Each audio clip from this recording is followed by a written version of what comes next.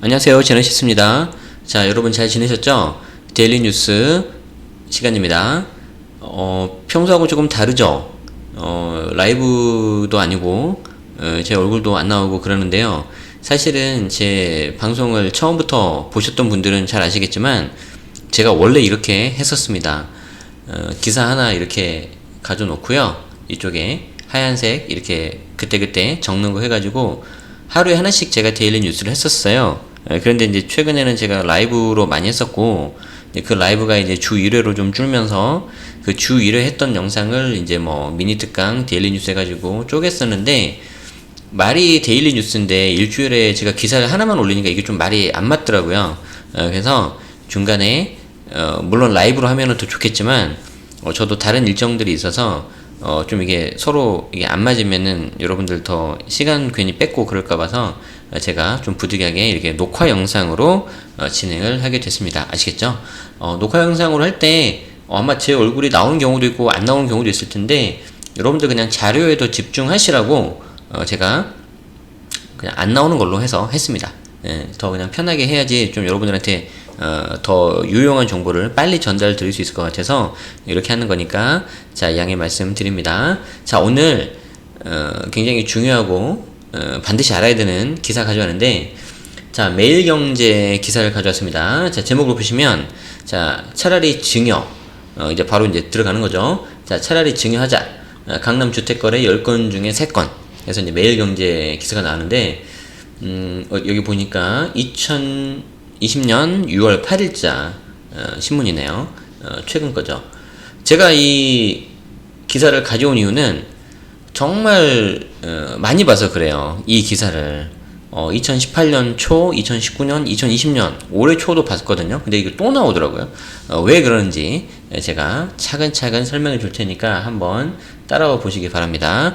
자, 그래서 기존의 데일리 뉴스는 제가 이렇게 기사 읽고 옆에 타이핑하고 했었는데, 정말 핵심적인 키워드만 이쪽에 살짝 적을 거고요. 제가 별도로 장표를 준비한 게 있습니다. 이게 꽤 많아요. 어느 정도 많냐면은 무려 하나, 둘, 셋, 넷, 다섯, 여섯, 7장. 7장을 제가 준비를 했기 때문에 미니 특강식으로 데일리 뉴스를 한번 보시는 것도 여러분들이 도움되실 것 같아서 가져왔습니다. 일단 기사를 한번 쑥 보고 그 다음에 이걸 어떻게 푸는지 한번 보시면은 여러분들이 기사를 보는 시각이 확 달라질 거라고 저는 자신합니다. 자, 보시죠. 최근 서울, 강남, 서초, 용산 등 전국 주요 지역 공시가격이 대폭 올라서 보유세가 상승할 것으로 예상되는 가운데, 이 지역 주택 증여 비중이 크게 늘어난 것으로 나타났다. 이게 이 지역 강남, 서초, 용산, 이게 좀 중심지죠. 자, 코로나19 사태와 작년 12.16 부동산 대책 영향 등으로 서울 주택 매매 거래는 급감을 했는데, 증여는 꾸준히 발생하고 있기 때문으로 분석된다. 일각에서는 서울 집값이 어차피 장기적으로 오른다는 기대 심리 속에 다주택자가 보유세를 절감하기 위해 증여를 선택하는 경우도 있는 것으로 보고 있다. 자, 서울 주택 거래를 보니까 일반 매매는 급감, 그런데 증여는 증가. 이게 이제 핵심이죠. 자, 그래서 한국감정원 통계 자료가 나오는데, 요거는 제가 이따가 그래프로 보여드릴게요. 자, 우리가 기사를 볼 때 이런 게 좀 약간 어렵죠. 여기 보세요. 지금 엄청나게 많은 글자가 이렇게 있는데, 사실 원래 이 글자가 이렇게 되어 있어요. 이렇게 기사 이렇게 나와 있어요. 근데 이거를 보기가 엄청 어렵죠. 그래서 이제 이거를 제가 이렇게 읽기 도구로 해서 보면 좀 글자가 좀 크게 보이긴 하는데, 그래도 어려워요. 그래서 어쨌든 여기 내용은 증여가 엄청 늘어났다 라는 그 내용만 아시면 돼요. 어디에서? 이른바 인기지역에서. 그래서 어디가 구체적으로 늘었는지 제가 조금 이따 바로 보여드리겠습니다. 간단히만 보면은, 자, 지난 4월 서울 주택거래 14,963건 중에서 증여가 2,208건, 이게 14.8%에 달했다는 거죠.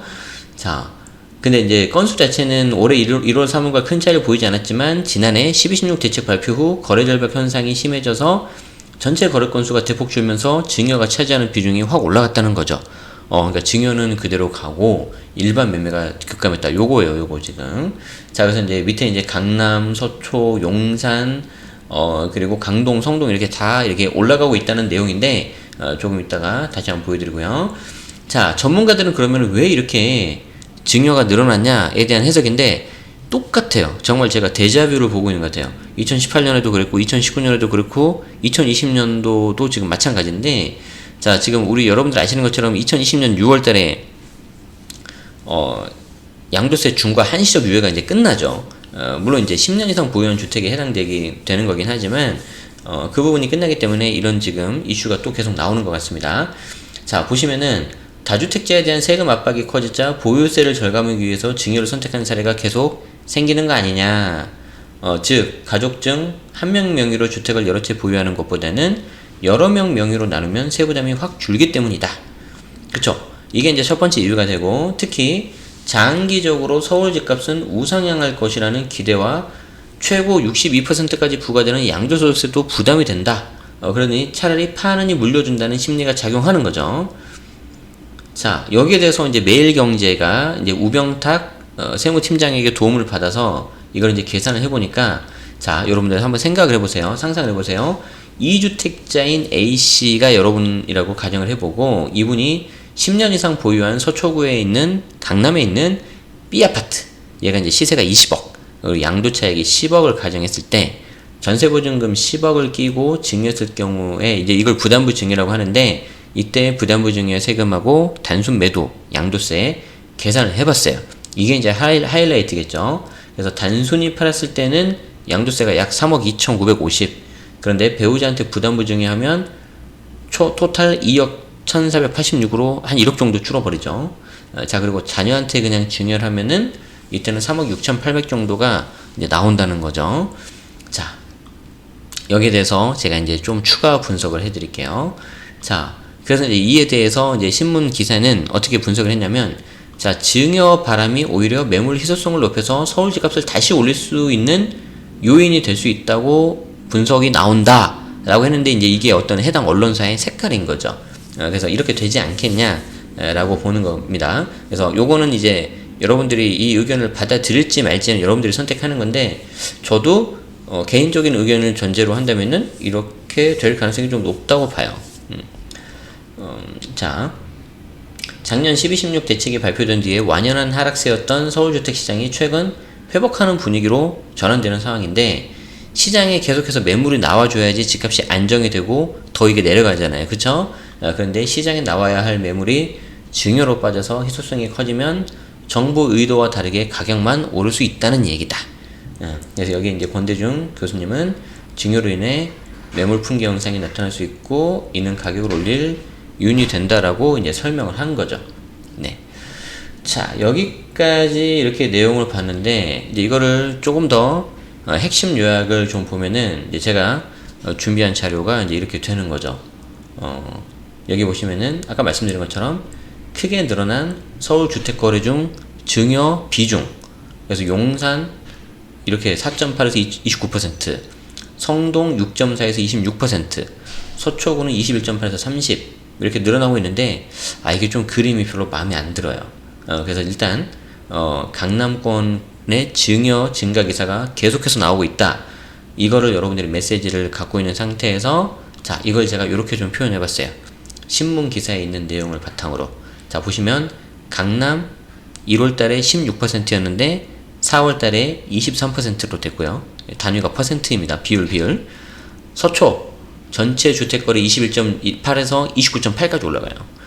자, 그리고 용산이 굉장히 많이 올라갔죠. 4.8에서 28.9.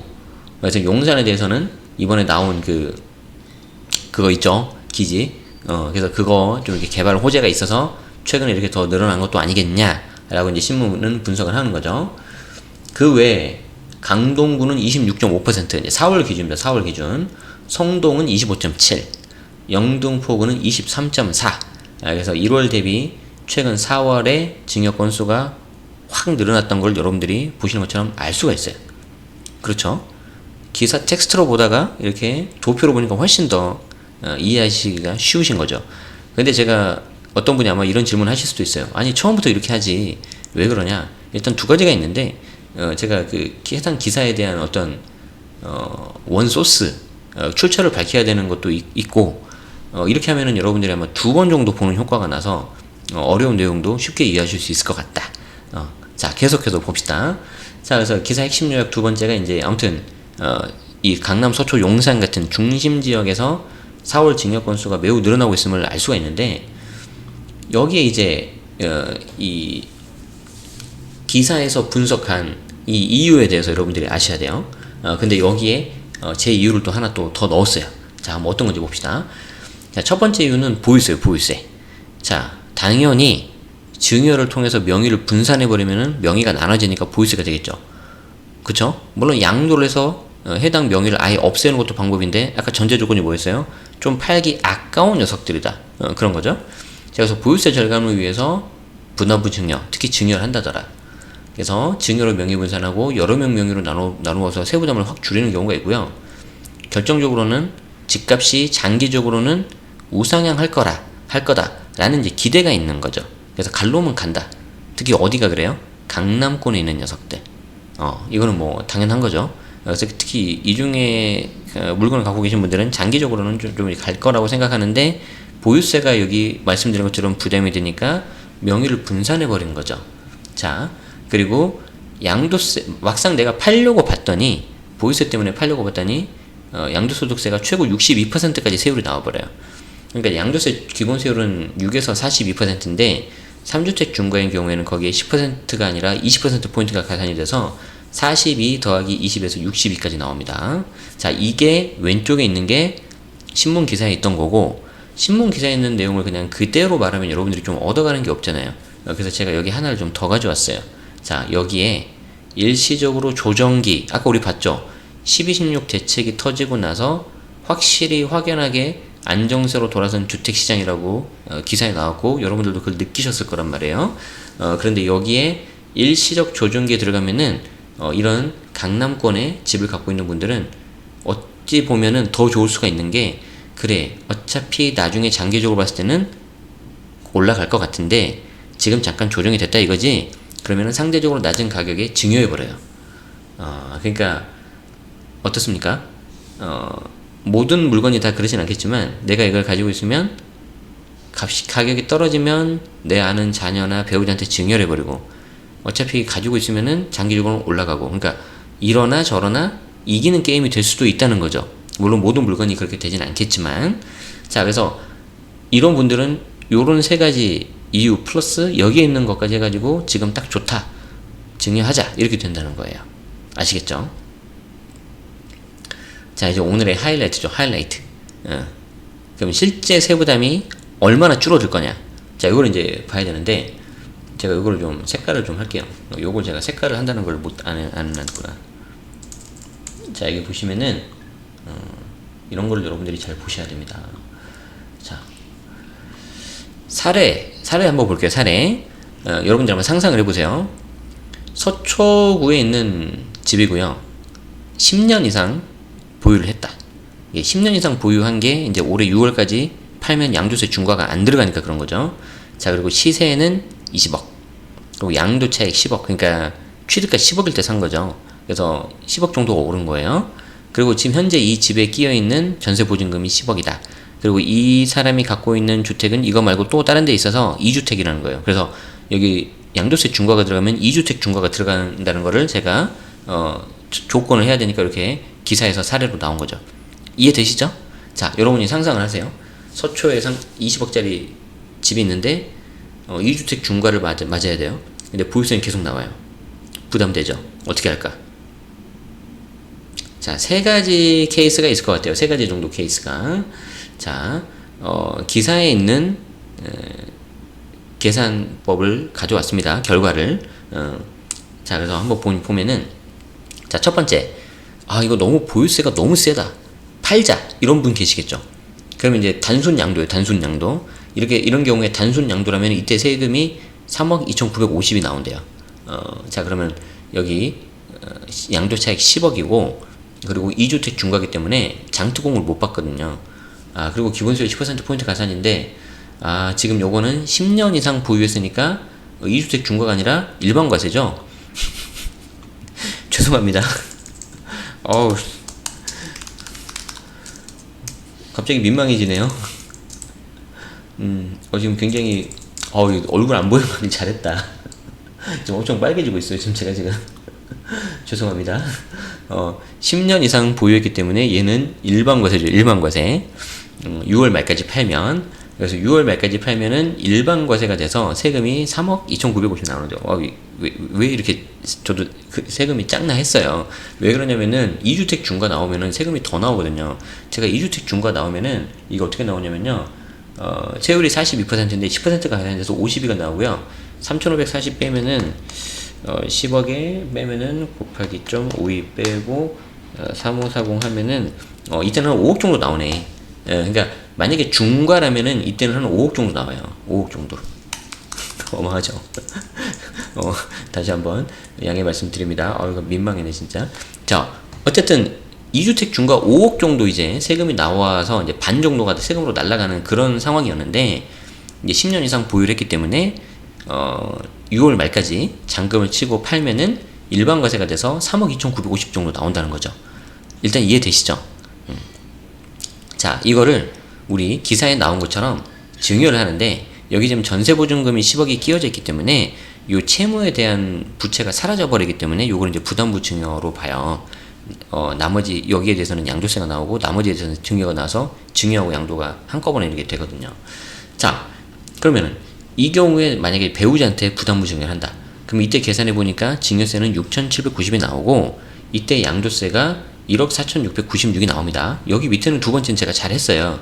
10년 이상 보유했고 6월 말까지 파니까 일반 과세가 적용된다. 그래서 토탈 해보니까 2억 1,486만원 더해봤자 그냥 파는 거랑 얼마 차이 나죠? 한 1억 1,500만원 정도가 차이가 나죠. 어마어마한 돈이죠. 말이 그렇지 1억 1,500만원이잖아요. 그렇죠?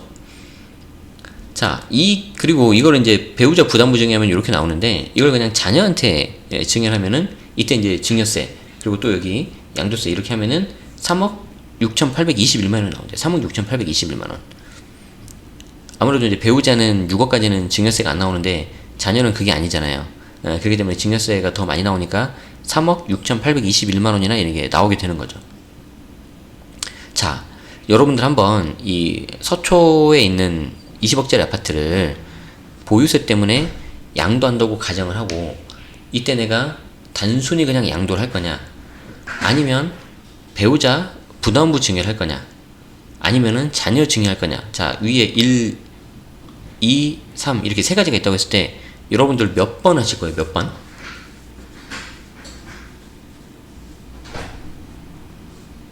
자, 사람마다 다르겠지만 이 경우에 일단 세 부담이 적은 것만 보면은 2억 1,486만원으로 배우자 부담부 증여가 났죠. 그렇죠? 그런데 일부 자산가 분들 같은 경우에는 어차피 내가 팔아도 양도세가 3억 2천, 그리고 자녀한테 증여해도 3억 6천, 여기서 물론 한 4천 정도가 더 나오니까 한 4천 5천 정도가 더 나오니까 부담이 되실 텐데, 이거 내가 부담하고서라도 자녀한테 증여하신 분도 있어요. 왜 그런지 아세요? 자, 잘 보세요. 자, 내가 이 집을 팔았어요. 그리고 세금을 3억 한 3천 정도를 내고 여기에 대해서 이제 돈이 들어오잖아요. 근데 이 돈을 결국에는 나중에 뭐 자녀한테 상속이나 증여 이렇게 생각하시거든요. 근데 내가 이거를 자녀한테 증여를 하잖아요. 그럼 여기서 나온 돈을 증여할 때 증여세가 또 나와요. 맞죠? 그러니까 어차피 증여세가 또 나오니까 그렇게 되면 이거보다 금액이 더 요렇게 한 거보다 이제 금액이 더 6,800보다 더 넘어질 수가 있거든요. 그렇기 때문에 그냥 처음부터 바로 다이렉트로 증여로 간다. 그게 첫 번째 이유고요. 두 번째 이유는 뭐냐면은, 자, 이제부터 이 집은 누구 거가 되죠? 내 거가 아니라 자녀 거가 돼요. 그럼 이 집이 더 오른 경우에는 이에 대한 시세 차익은 누굴 걸까? 온전히 자녀 거가 되는 거죠. 이해되죠? 그래서 차라리 내가 세부담을 좀 하시겠다 하시는 분들은 이렇게 하면은 나중에 증여까지 상속 문제까지 그냥 깔끔히 끝낼 수가 있는 거죠. 그래서 이 집이 계속해서 간다는 전제하에 그 시세 차익은 다 모두 다 자녀 거가 되니까. 그래서 어디에서 이런 증여가 많이 나온다고요? 이 지역에서 강남, 서초, 용산 요런데 좀 중심지 아시겠죠? 이제 왜 이렇게 나오는지 아시겠죠? 저 같으면 자녀가 이제 너무 어리면 일단 저는 배우자 부담부 증여를 할 것 같고요. 자녀가 좀 어느 정도 소득이 있고 그렇게 되면은 좀 저도 자녀 증여로 하지 않을까 싶습니다. 네. 어차피 보유세는 명의자별로 하니까 세부담이 줄어들거든요. 그리고 이제 배우자 부담부 증여했을 때는 나중에 이 집을 결국엔 팔 때도 세대 기준으로 주택수가 들어가니까 양도세는 줄일 수가 없거든요. 자 그래서 우리가 이 지금 이제 그 신문기사에 나온 요 결과값을 가지고 이렇게 그냥 제가 쭉쭉쭉 했는데 좀 그래도 뭔가 설명을 좀 드려야 되잖아요. 그래서 제가 직방 칼럼에 제가 썼었던 부담부 증여했었던 사례를 좀 볼 건데, 이게 이제 시가 5억짜리 아파트고요. 여기에 보증금이 2억이 끼어 있고 취득가가 2억이라고 했을 때 보면은 일반적인 증여로 보면은 이 전체에 대해서 증여를 예를 들어서 내가 자녀한테 한다. 그럼 5천만 원까지는 증여 공제가 되잖아요. 그럼 얘가 증여세가 한 8천만 원 정도가 나와요. 8천만 원 정도가. 그런데 요거는 이제 부담부 증여를 하면은 이 보증금 2억을 뺀 3억에 대해서만 증여세가 한 4천만 원이 나오고요. 신고세액 공제는 제가 편의상 뺐습니다. 그리고 나머지 요 보증금 2억에 대해서는 양도세가 나오는데, 자, 요게 양도가가 보증금 2억이 넘어갔으니까 양도가가 2억이 되고, 요 취득가는 2억 곱하기, 이게 취득가가 원래 아파트 취득가가 2억이었으니까 2억 곱하기 5분의 2 해가지고 8천이 나와요. 그래서 요게 좀 어려워요. 요 취득가 하는 게. 일단은 요렇게만 좀 이해해 주시고요. 양도가에서 취득가 빼면은 그 밑에는 그냥 기계적으로 쭉쭉쭉 가요. 자, 그래서 여기 2600 나오고 4000 나오니까 더하면 6600이 나와서 부담부 증여를 하는 경우가 일반 증여보다는 그래도 적다, 세금이. 그래서 이제 부담부 증여가 굉장히 좋은 거 아니냐라는 게 원래 일반적인 내용인데, 이 양도소득세가 중과를 맞아버리잖아요. 예를 들어서 중과를 맞아버리면 여기 양도세가 엄청나게 올라가 버려요. 그래서 지금 여기 케이스도 10년 이상 보유해서 중과가 아니라 일반과세가 되니까 이렇게 세금이 줄어드는 거예요. 아시겠죠? 근데 얘가 만약에 중과가 들어가면은 양도세가 많이 나와서 오히려 부담부 증여 8천만 원보다 세부담이 더 커질 수가 있습니다. 반대로 부담부 증여 했는데 여기에 대한 양도소득세가 비과세가 나왔다. 그러면은 거기에 대해서 세금이 아예 양도세가 없고 증여세만 나오기 때문에 그때는 아주 좋을 수 있죠. 간단하게 요 정도만 좀 설명드릴게요. 제가 요거 하나하나씩 설명드리면 너무 또 시간이 많이 가서 아시겠죠? 그래서 필요하신 분은 요 직방 칼럼에서 부담부 증여 찾아보시면은 나올 거고요. 만약에 나는 좀 영상이 좀 편하다 그러시면은 데일리 뉴스 145번에 이 양도세 중과 유예 부담부 증여 다시 쓴다 요게 대한 내용이 있어요. 지금 보니까 되게 좀 썸네일도 좀 없어 보이고 좀 그러긴 하네. 이때는 제가 혼자 다 했거든요. 지금은 이제 좀 저를 도와주시는 분이 계셔가지고 그분이 아주 되게 실력자예요. 그래서 제가 그분 도움 받으면서 여러분들에게 이렇게 조금 더 이게 좋은 양질의 영상을 들을 수 있어서 감사하게 생각하고 있고요. 물론 이제 나중에 되면 더 좋아질 거예요. 그래서 좀 많이 여러분들이 후원해 주시면 감사하겠습니다. 후원이라는 게 오해하지 마시고 좋아요와 구독 누르시면 됩니다. 아시겠죠? 자, 그래서 이미 이게 작년 말에도 이 양도세 중과 유예, 한시적 유예, 그때 부담부 증여를 결합하면은 괜찮다라는 기사가 나왔어요. 그래서 같이 이렇게 계속 돌고 도는 거기 때문에 이제 거의 이제 끝물인 것 같아요. 6월 말 지나면 이제 그게 없어지잖아요, 그렇죠? 그래서 그런 것도 보시면은 어떨까 싶습니다. 자, 오늘의 결론. 자, 이거 앞의 내용이 좀 어렵다 하시더라도 지금부터 말씀드리는 1분만 여러분들이 기억하시면 됩니다. 자, 오늘의 결론은 뭐냐면은, 자, 1분만 집중하시면 돼요. 자, 내가 물건이 있는데, 이 녀석은 팔기 아깝고, 계속 가져가고 싶은데, 계속 가져가려니 보유세가 좀 부담이 된다. 그러면은 부담부 증여 한번 생각해 보세요. 부담부 증여라는 게 있으니까. 다만, 조정 대상 지역에 있어서 양도세 중과가 들어가는 경우에는 안 좋을 수 있습니다. 그래서 반드시 이 부담부 증여는 무조건 좋다고 생각하시면 큰일 나고요. 여러분들 주변에 계시는 세무사님 찾아가셔가지고 제가 부담부 증여를 하려고 하는데 부담부 증여로 할까요? 매매로 할까요? 아니면 증여로 할까요? 여러 가지 케이스가 있잖아요. 그걸 한번 물어보세요. 그래서 여기 나온 것처럼 각각 금액이 얼마가 되는지 세무사님한테 의뢰를 하고 거기에 대해서 여러분들 세금도 적게 나온 거 보시고 내가 이제 어떻게 할지 그것도 보셔가지고 진행을 하시면은 좋겠습니다. 아시겠죠? 요거 일부만 기억하면 되죠. 그래서 혹시 어려우신 분들은 좀 뒤로 가기 하셔가지고 지금 오늘의 결론 요것만 좀 하셔서 정리를 하셔도 되겠어요. 자, 여기까지입니다. 어떠셨나요? 새로운 방식은 아니고 제가 기존에 했었던 데일리 뉴스가 이렇게 했었어요. 그래서 그때그때마다 좀 여러분들한테 좀 시적절한 기사를 드리려면은 매번 라이브는 좀 못하겠더라고요. 그렇다고 라이브 일주일에 한 번 하니까 그것만 할 수는 좀 없잖아요. 그래서 요렇게라도 해서 녹화 영상으로 해서 좀 올려드리려고 하는데, 여러분들 의견이라던가 뭐 좋아요라든지 뭐 좋은지 안 좋은지 그런 거 좀 의견 남겨주시면 더 감사하겠습니다. 자, 날이 요즘 굉장히 더워요. 그래서 여러분들 특히 건강 관리 정말 잘 챙기셔야 되고요.